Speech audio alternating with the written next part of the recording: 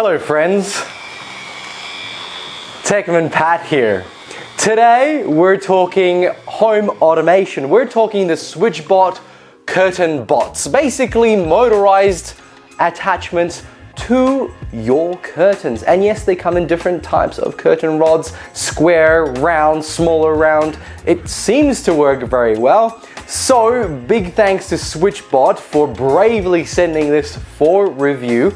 Let's talk about if it's any good, if it does the job that it's supposed to be, of course the price, and some of the negatives that I found about this product. Let's get started by rolling the intro.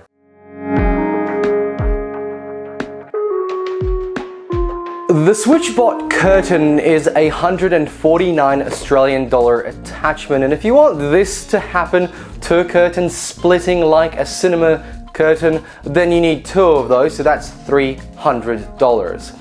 It's a pretty powerful motor that hangs onto the rail and has a little rubber wheel on the bottom and then has some extra wheels on the top to push the curtains. It's sitting right behind the first curtain circle or the loop or the eye, whatever you want to call it, and it moves the curtain left and right. There is a magnetic sticker right in the center telling the robot when it has reached its close position. This sticker is on a very thick rubber sticky type material and it's kind of annoying to put on, and after a while the robot doesn't even reach the little magnet. It stops just a little bit short of it and it leaves quite a significant gap in the middle. The SwitchBot does come with a little attachment for each of the eye loops over there, and the spaces on a little string allow it to look nice and fluffy and snake-like throughout the close of the actual curtain. Now for my testing, it doesn't look that great having that plastic sitting up at the top, and I only used it in the first section to make sure that the motor that's running is connected to one and both sides of the curtain as it moves around. The motors are quite large and actually quite heavy, and that's okay. They have plenty of battery and the motor is really strong to move the amount of curtain that it does. Furthermore, it is Wi-Fi enabled, so the app that you download, and I was really surprised, pleasantly in fact, how good the app was. And yes, you gotta connect it to your Wi-Fi and sign up and do all that jazz as is tradition with any app. But it does give you the ability to use Google or Alexa to talk to your curtains. Damn, that just sounds so strange, right? Recently, we had a broken dishwasher that we replaced, and it also is Wi-Fi and app enabled. I can talk to the dishwasher to start it, but I have to pack it, put the soap in, and then let it run. And anyway, what can you do with the app? Well, you can open and close, you can schedule it, you can set the scene or set the mood, especially if you can connect it to other things that SwitchBot sells, like buttons, lights, and actually a whole lot, and I'll show you that on the screen now. It is a product that is aimed at home automation enthusiasts, because honestly, I didn't really think I needed this until I got it. Yes, I actually really like this product. First of all, I have two on this. So every morning, the front of my home, the living room, opens up nicely at around 6:30 a.m. when the light just starts rising. Then around 6:30, I set it to close. So when the evening comes in, it's time to close it and maybe watch something on the TV. Now, is it set and forget? Yeah, maybe. I've had it disconnect from the Wi-Fi twice, meaning it didn't get closed on the schedule that I set. It also doesn't quite close into the center as mentioned before, but that's not the biggest problem, I think, anyway. The disconnection is a huge frustration, because if it disconnects from the Wi-Fi, you basically have to redo the connection. You reset the device, and then you've got to reconnect it, reset up the calibration of where to stop and start.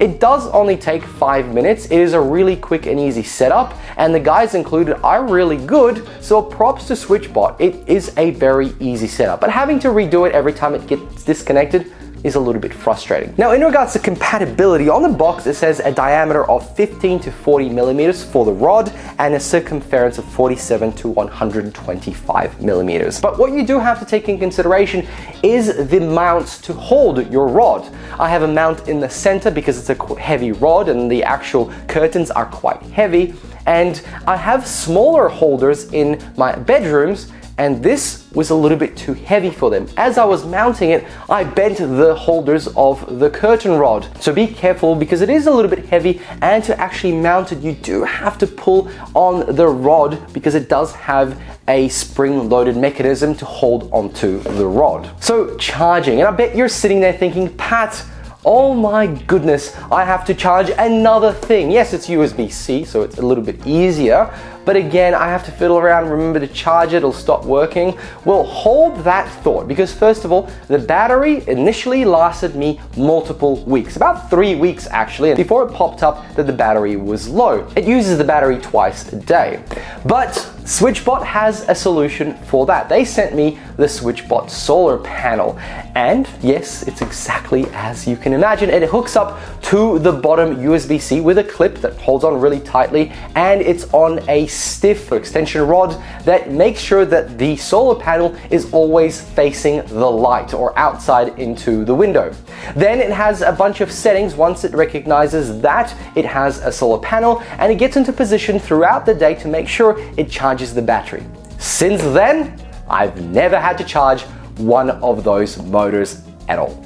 Of course, the solar panels will set you back another couple of dollars, and then again, this solution starts getting close to about $350 to $400 depending where you buy the SwitchBots from. I've never heard of this company beforehand. They sent this to me. I was interested to see if this actually works, and I was kind of worried I was going to give them a horrible review, but I was again pleasantly surprised. And the app experience is also very good. The sign-up process was clean, the app does not crash, everything works, it's all presented really nicely and easy to understand.